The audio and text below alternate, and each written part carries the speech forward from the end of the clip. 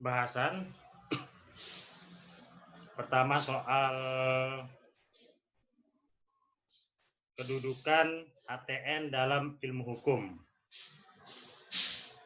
Kedua adalah peristilahan, definisi, dan objek HTN. Ketiga adalah perbedaan sifat keilmuan HTN.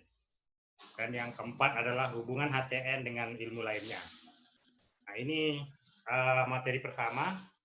Dari 4 materi ini, saya rangkum sangat singkat, hanya 30 halaman.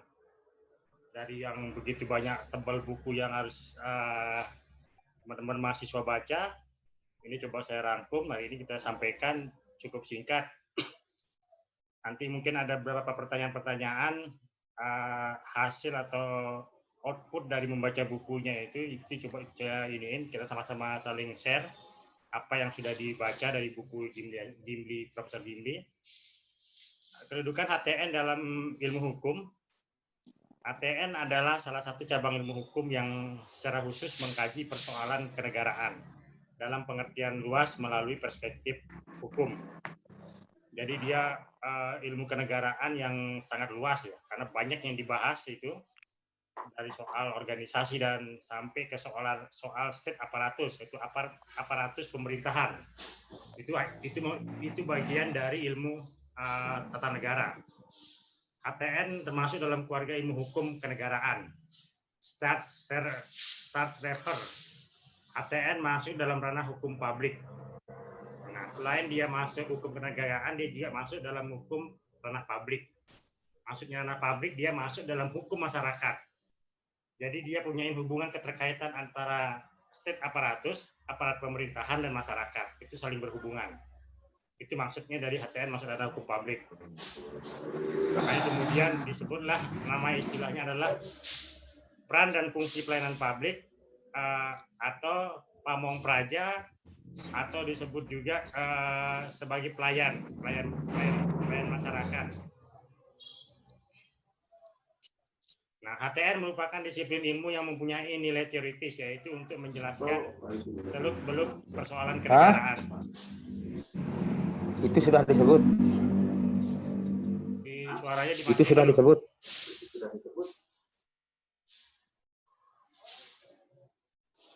Nah, HTN merupakan disiplin ilmu yang mempunyai nilai teoritis, yaitu untuk menjelaskan seluk-beluk persoalan kenegaraan. HTN sebetulnya juga mempunyai nilai praktis, yaitu khususnya berkaitan dengan keberadaan peradilan konstitusi dan kebutuhan legal drafting.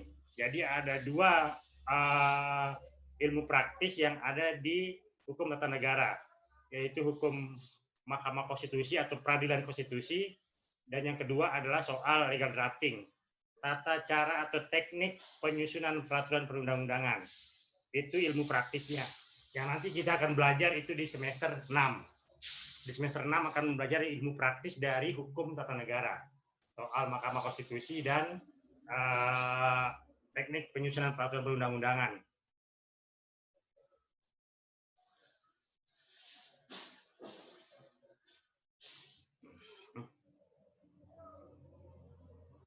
Nah, HTN merupakan disiplin ilmu yang mempunyai peristilahan, definisi, dan objek HTN. Peristilahan, ada beragam istilah untuk menyebut HTN.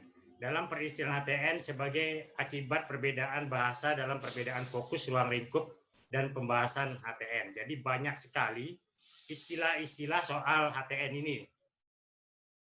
Para pakar HTN memiliki preferensi pilihan istilah untuk menyebut HTN.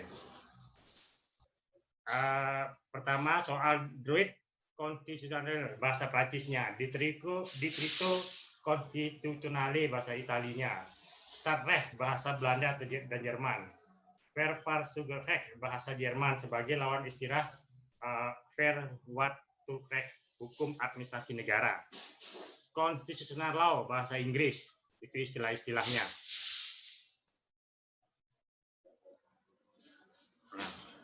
Terus ada juga istilah Stadtrecht, hukum negara. Dalam bahasa Belanda memiliki 2 pengertian, yaitu Stadtrecht in ruimere zin, HTN dalam arti luas, dan Startrek in Great Jet ATN dalam arti sempit. Jadi ada yang mengartikan ATN dalam arti luas dan ada juga yang mengartikan ATN dalam arti sempit.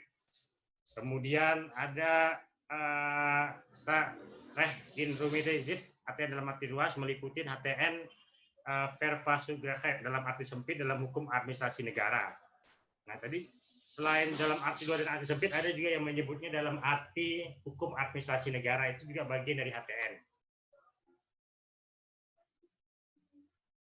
Kemudian di Jerman itu ada istilahnya disebut dengan Verfassungsrecht, bahasa Jerman dinilai sebagai istilah yang lebih tepat untuk menyebut HTN sebagai ilmu atau teori konstitusi. Nah, itu yang diingat. Itu kalau di Jerman disebut dengan nama teori konstitusi. Nah, kalau di Indonesia lewat Profesor Dr. Joko Sutono lebih menyukai penggunaan istilah Verfassungsrecht karena membahas konstitusi secara luas, tidak hanya terbatas pada aspek hukumnya. Jadi kalau di Indonesia itu dia membahas konstitusi secara luas, tidak hanya soal aspek hukum, tidak hanya soal normanya saja. Aspek hukum itu terdiri dari norma, asas dan nilai yang ada di dalam konstitusi. Verfassungsrecht dinilai sebagai istilah yang tepat untuk menyebut HTN dalam arti positif, yaitu HTN yang berlaku saat ini pada suatu negara. Nah, Verfassungsrecht lebih luas daripada Verfassungsrecht. Nah, perbedaannya adalah soal hukumnya, yang kedua adalah soal objek kajiannya. Nah, perlu diperhatikan perbedaan penggunaan istilah Startrek dan Startrechter dalam studi tentang ilmu negara. Startrek hanya terbatas membahas negara dari aspek hukumnya, dan Startrechter membahas persoalan negara dalam arti luas. Hans Kelsen dan Hermann Herder memilih menggunakan kata Startrechter. HTN membahas persoalan negara dari aspek Startrecht dan Startrechter. Nah, ini perbedaannya. Kalau Startrecht itu terkait dengan hukum negara atau hukum konstitusi. Kalau Startrechter itu bukan hanya terbatas pada hukum negara dan hukum konstitusi, tapi lebih luas kemudian. Dia kemudian bisa mencapai di luar hal-hal yang bersifat yang diatur dalam konstitusi. Tidak hanya terbatas pada yang diatur dalam konstitusi. Nah, itu yang dimaksud oleh Hans Kelsen dan Hermann Herder. Nah, nama lain hukum tata negara yang juga biasa dipakai yaitu hukum, ada yang menyebut dengan hukum negara, ada hukum tata negara tanpa memisahkannya, menyambung menjadi satu, hukum tata negara. Kemudian ada hukum konstitusi. Di Indonesia istilah hukum tata negara lebih populer dipakai, yaitu memisahkan kata antara tata dan negara. Tata dan negara. Nah, menurut Profesor Dr. Sri Sumantri, ini profesor dari UI yang hari ini namanya diabadikan menjadi perpustakaan di Fakultas Hukum UI. Profesor Dr. Sri Sumantri, Bojonegoro namanya. Istilah hukum tata negara merupakan terjemahan dari kata Staatrechtburvanar. Istilahnya dalam bahasa Belandanya itu. Dia lebih luas lagi. Dia menyebutkan hukum tata negara dalam arti sempit dan hukum tata negara dalam arti luas. Nah, pertanyaan saya pertama ini. Kan sudah baca bukunya Gimli ya? Apa yang dimaksud, apa yang Gimli uraikan di dalam bukunya soal hukum tata negara dalam arti luas dan hukum tata negara dalam arti sempit? Ada yang bisa bantu saya untuk menjelaskan? Saya persilakan, kira ada yang bisa membantu? Oh, ya. Istilah hukum tata negara dalam arti sempit yaitu di dalam sekitar lingkungan konstitusi dan hukum-hukum positif negara. Sedangkan dalam arti luas itu selain daripada hukum konstitusi atau hukum yang positif juga meliputi hukum adat dan kebiasaan yang berlaku di masyarakat, Pak. Baik, yang lain ada? Ada yang nambahkan? Silakan.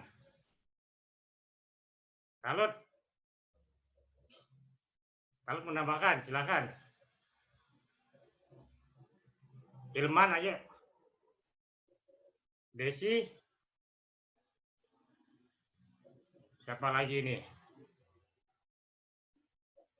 Ada yang mau nambahkan lagi apa yang disampaikan temannya?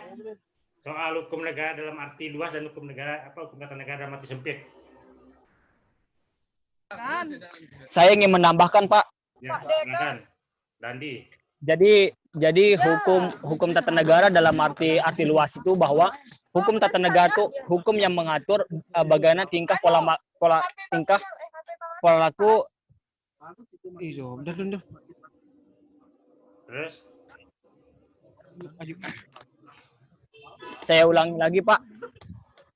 Ya. Jadi hukum tata negara dalam arti luas itu saya mendefinisikan bahwa itu peraturan positif yang dibuat oleh lembaga negara sendiri. Salah satunya adalah produk hukum yang dibuat oleh DPR. Itu salah satu contoh hukum tata negara dalam arti luas. Kalau hukum tata negara dalam arti sempit adalah hukum tata negara yang mengatur pola dan tingkah laku masyarakat tersebut. Itu, Pak. Baik. Yang lain ada nambah? Ada 2 perbedaan. Ada yang nambah lagi? Sebelum kita lanjut, nanti akan ketemu jawabannya. Jadi ada 2 istilah para pakar hukum tata negara ini mengistikan hukum tata negara. Ada yang menyebutnya dalam konstitusi, itulah hukum tata negara. Ada yang menyebutnya tidak sebatas hanya dalam konstitusi, tapi di luar konstitusi juga bagian dari hukum tata negara.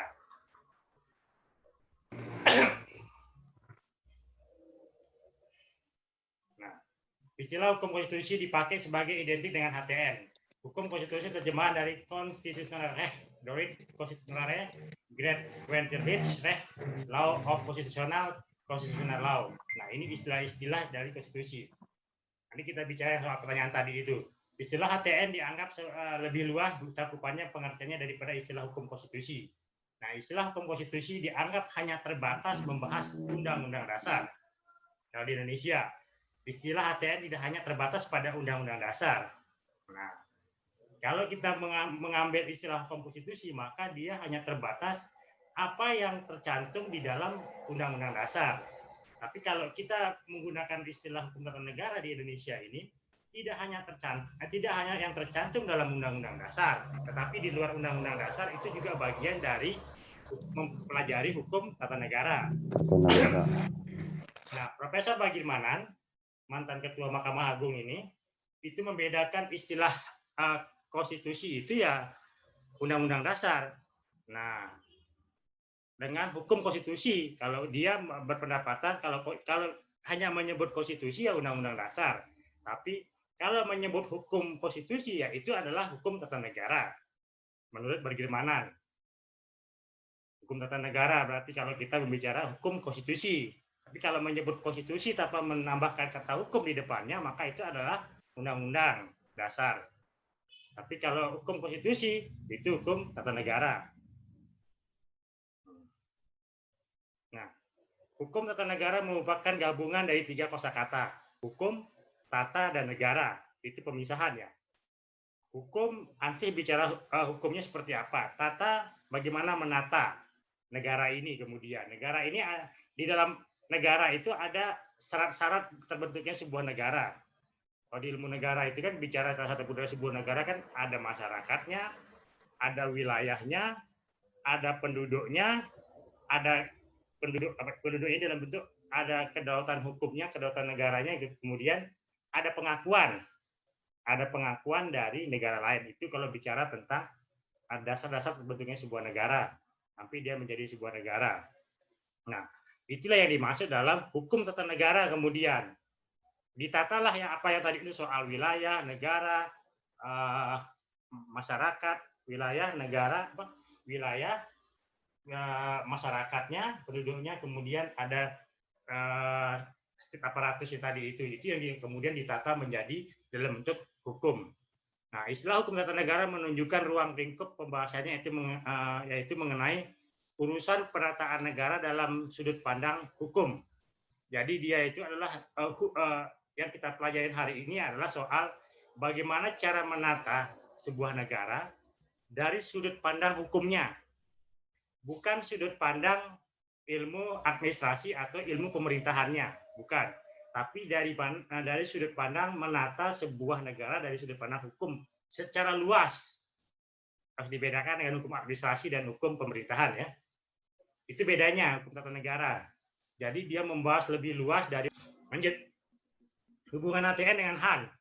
Ada yang berpendapat antara HTN dan Han terdapat perbedaan prinsip keilmuan baik mengenai sistematika maupun isinya. Nah, ada juga yang berpendapat antara HTN dan Han tidak terdapat perbedaan prinsipil, melainkan hanya perbedaan pembagian kerja untuk manfaat praktisnya saja. Han adalah HTN dalam arti luas.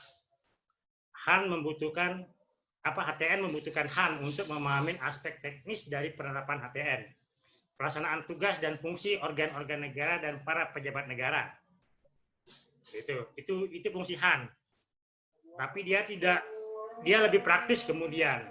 Berbicara dengan Han itu berbicara lebih praktis soal tadi itu, soal tugas, fungsi, organ, dan pejabat-pejabat negaranya. Dia lebih detail untuk membahas itu. Nah, di HTN, dia tidak akan detail membahas soal itu kemudian. Tidak akan membahas seperti ini caranya dan seterusnya. Itu nanti di Han. Itu ya gambaran pokoknya yang kita mau sampaikan. Agar nanti objek kajian kita ini tegas gitu. Tidak melebar yang nanti itu dibahas di Han. HTN dalam hukum internasional publik. HTN dalam hukum internasional publik sama-sama membahas tentang organisasi negara. Itu tadi yang kita bicara soal ASEAN, PBB, Uni Eropa, dan seterusnya. Nah, disinilah kita akan membahas. HTN hanya mempelajari negara dalam struktur internalnya, sedangkan hukum internasional publik mempelajari hubungan hukum antar negara secara eksternal. Soal tadi ASEAN, OKI, dan seterusnya. WTO, dan seterusnya. Kita akan bicara itu nanti.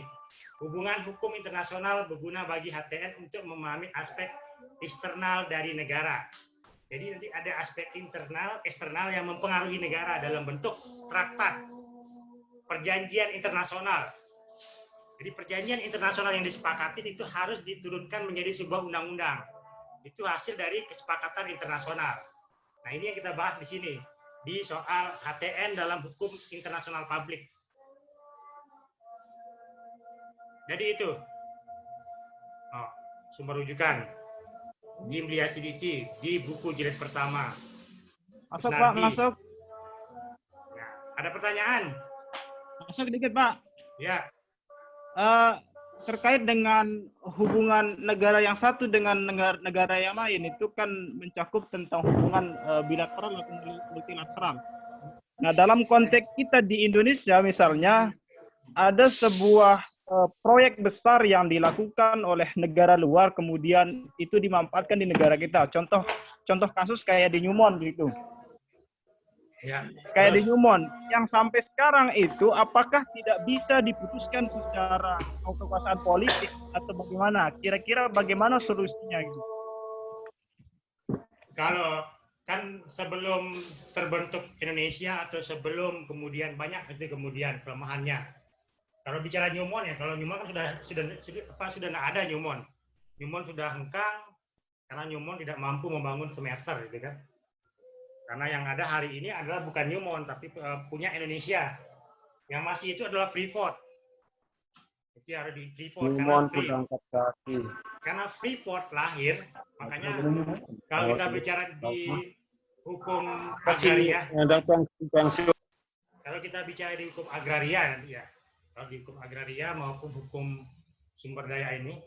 Jadi produk yang dibuat oleh Soeharto pertama kali itu ketika dia naik itu adalah Undang-Undang Minerba dan Undang-Undang PMA.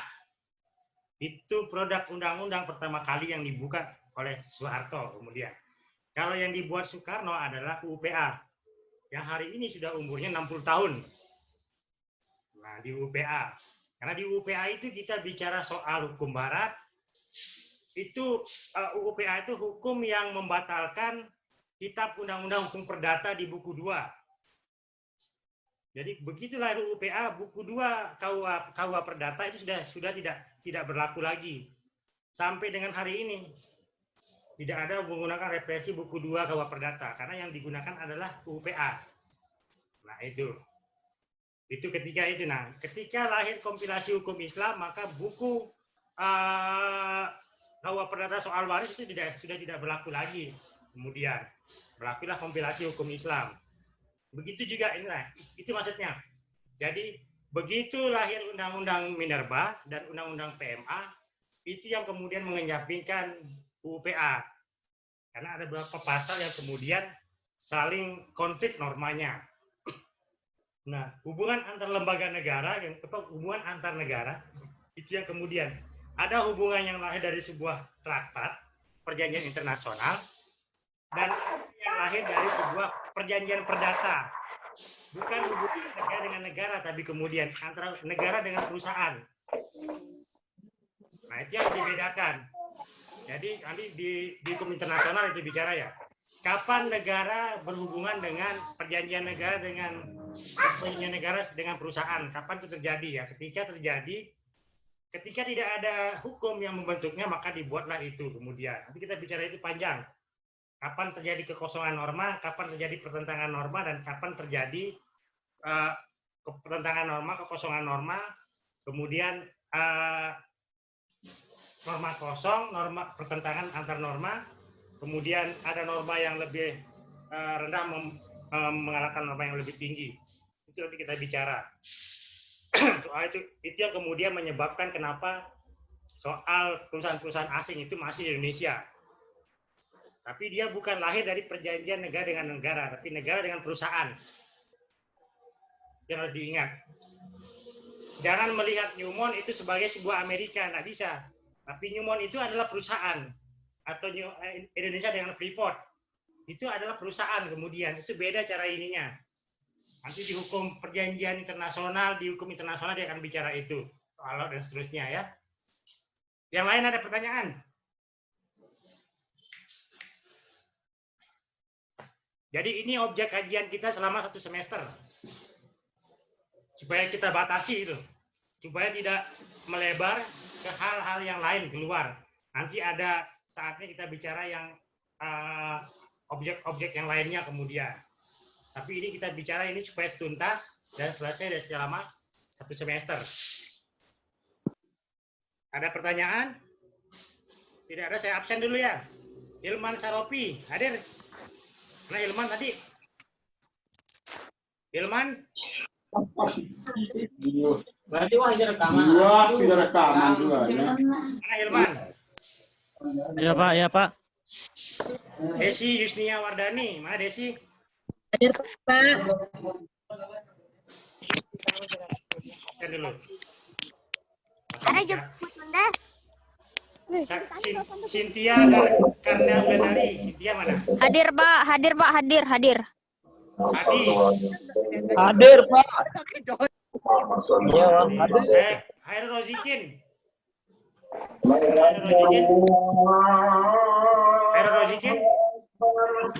Nah ada. Hairul Watomi. Muhammad Hairul Watomi. Ada. Andi Perdana. Andi mana Andi? Andi? Hadir, Pak. Hairul. Mana Hairul?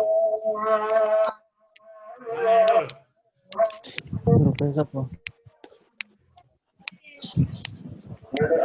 Mana Hairul? Ini, Pak. Nah ya Pak. Sholat. Mana dia? Deki Pratama hadir. Diki. Mana dia? Andi Perdana, Andi. Matiin volumenya dulu, nanti yang saya panggil aja. Ini, Pak. Orang azan, Pak. Dia makanya dimatiin. Supaya nggak ribut, sampai telinga nggak bisa kedengeran nanti. Yang dipanggil aja nanti nyaut ya. Ya.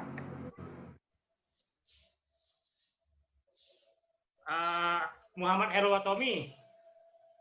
Belum ada. Andi Perdana. Hadir, Pak. Hadir, Pak. Hairul Watomi. Mana Hairul Watomi? Mana Hairul Watomi? Ini, Pak. Hadir. Baru selesai sholat. Andi Perdana. Coba lihat anunya, schedule-nya. Jam berapa dia masuk? Andi Perdana nggak ada. Dandi Rizky. Mana Hadir, Dandi? Pak, hadir. Hadir. Rianto. Hadir Pak. Mana Rianto? Pak hadir. Kan yang lain. Azhari hadiran ya. Tahu, Pak. Mana Rianto? Ini Pak hadir Pak.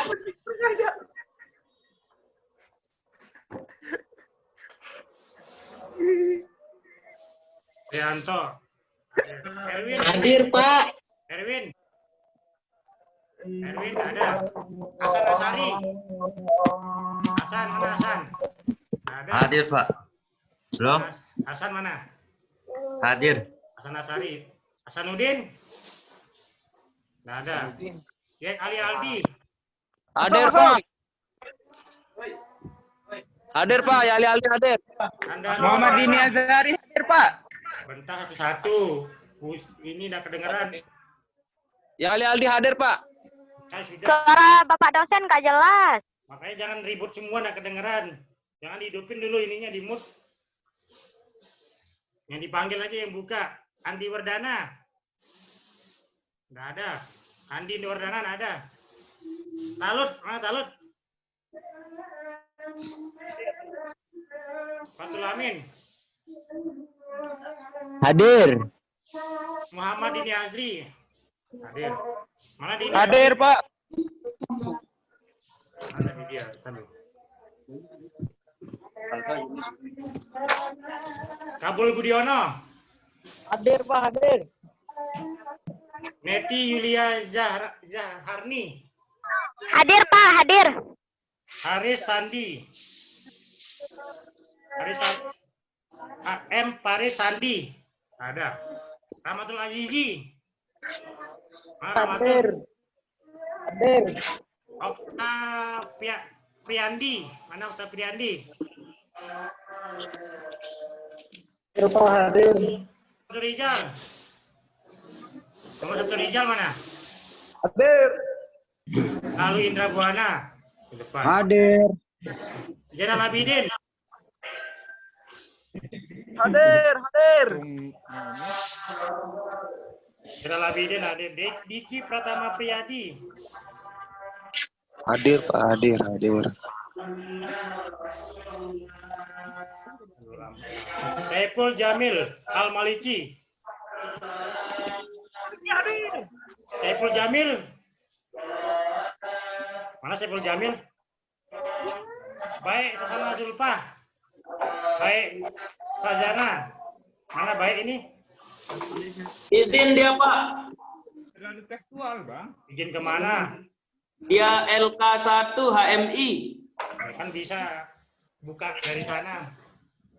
Udah ada surat izinnya, Pak. Dia pelatihan atau dia panitia? Latihan, Pak. Latihan, Pak. Sudah semester 3 masih baru pelatihan. Nggak bisa dia masuk karena dia Pak Dalam forum. Saya siapa tadi? Andi mana? Andi tadi, Andi kelihatan. Hadir. Andi mana Andi tadi? Andi Perdana. Hernanda Pak. Fernanda. Ada yang belum dipanggil? Saya, Pak. Rianto hadir sudah. Siapa? Ropi Aswari.